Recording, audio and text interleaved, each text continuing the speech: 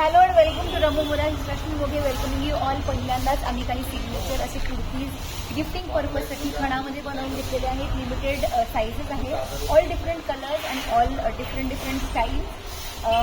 रेशीम धागा खण आहे आणि सगळे हे जे कुर्तीज आहेत ऑल ही मुली प्राईसच्या रुपीज 900 ओनली प्लस तुम्ही गिफ्ट करू शकता. हे स्पेशली फॉर दिवाळी.